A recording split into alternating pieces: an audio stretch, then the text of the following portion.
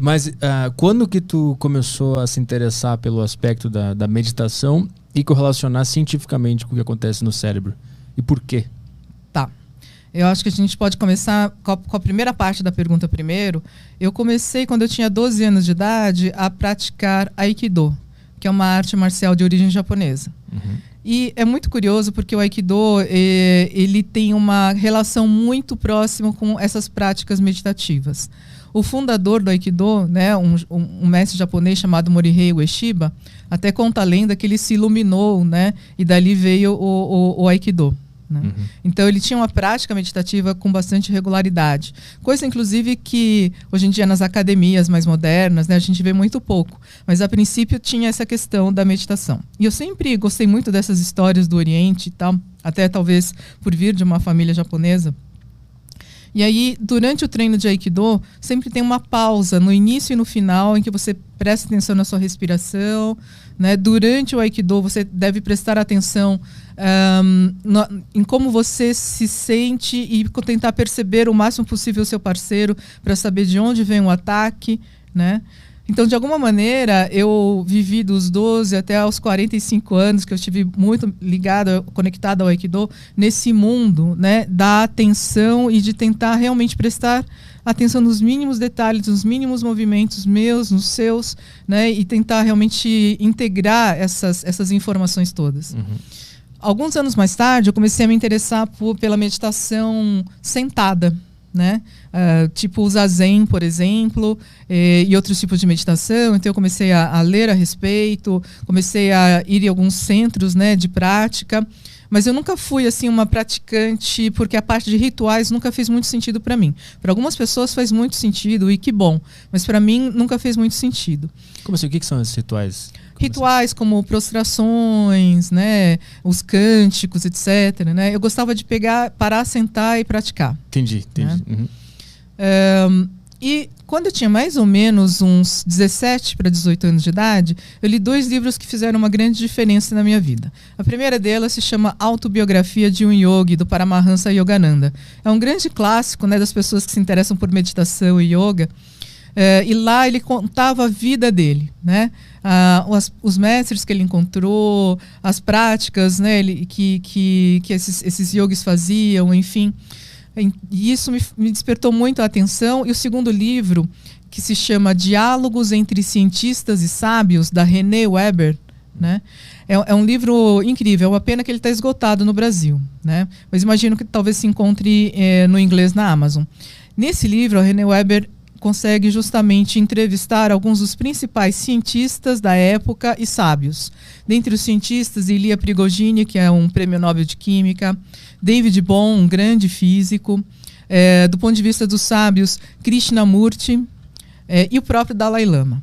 O capítulo que mais me chamou a atenção foi justamente as conversas dela com o Dalai Lama. Né? E eu pensei na época assim, nossa, eu tinha uns 17, 18 anos, eu preciso conhecer esta pessoa. Né? Uhum. Isso foi muito interessante e marcante, porque eu tive a oportunidade, bem mais tarde, né, em 2006, de encontrar o Dalai Lama pela primeira vez e de conversar com ele. Né? Eu tive outras oportunidades também mais recentemente, mas aquilo foi extremamente marcante. Né? E foi justamente esse encontro com o Dalai Lama em 2006 aconteceu por causa da minha linha de pesquisa. Nesse meio tempo, né, eu acabei fazendo mestrado, doutorado, e o meu doutorado foi provavelmente a primeira tese na América Latina sobre os efeitos da meditação na saúde. Uhum. Eram sobre efeitos sobre sintomas de depressão e de ansiedade. Né? E de lá para cá eu vim com uma linha de pesquisa pautada nos efeitos dessas práticas, principalmente para a saúde mental e para o bem-estar. E como que essa pesquisa foi feita? E essa primeira pesquisa, que foi do meu doutorado, ela aconteceu porque um casal de professores indianos de uma prática meditativa chamada Siddha Samadhi Yoga estavam aqui no Brasil. E aí, era bem a época que eu estava pensando no projeto de doutorado, enfim, e acabamos então avaliando os efeitos dessa prática, né, de treinamento dessa prática pré e pós um mês. Né? Uhum. A gente até publicou numa revista internacional, foi muito legal. E eu me lembro que quando a gente começou a pesquisa foi em 1999, se eu não me engano. O meu orientador na época, né, o professor José Roberto Leite, lá da Unifesp, ele falou assim, olha, Elisa, só que eu acho que sem chance de conseguir verba, né? Ninguém vai financiar um estudo sobre meditação. Né? Mas ele tinha uma cabeça super aberta, foi muito legal, né? E como a gente não tinha verba, eram todos testes de papel e caneta. Né? Então a gente avaliava sintomas, né, de ansiedade e depressão antes e depois de um mês das pessoas fazerem essa prática. Né? A gente tinha um grupo controle também e a gente viu que realmente as pessoas tinham redução dos sintomas de depressão e de ansiedade fazendo as práticas meditativas que eram com mantras, né? Que são aquelas palavras em sânscrito e tal. E fazendo técnicas respiratórias de yoga que são chamados pranayamas. Né? Essa foi a primeira pesquisa que tu fez, né? Isso, então isso. Era uma coisa mais era mais verbal. Perguntava pra pessoa se ela estava sentindo na verdade, ainda.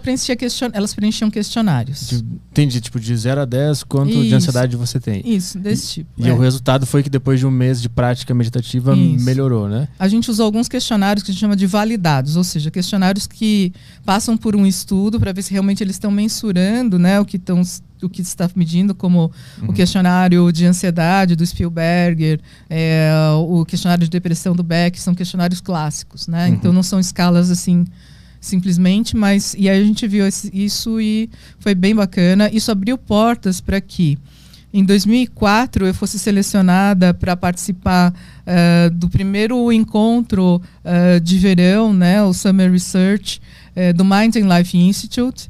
Né? Não sei se as pessoas ouviram falar do Mind and Life Institute, mas basicamente, se hoje as pessoas não acham estranho ter prática de meditação num hospital, nas unidades básicas de saúde, que o pessoal da Google pratica meditação, até alguns engenheiros da Google desenvolveram um protocolo de meditação lá também, que bancos, escolas praticam meditação, muito se deve ao trabalho do Mind and Life Institute, que desde o final da década de 80 começou a reunir grandes contemplativos do calibre do Dalai Lama com pesquisadores das mais importantes universidades. Harvard, Max Planck, Wisconsin, né? E aí esses pesquisadores, juntamente com os contemplativos, começaram a criar projetos de pesquisa muito bem delineados, controlados, que começaram então a mostrar benefícios consistentes das práticas meditativas.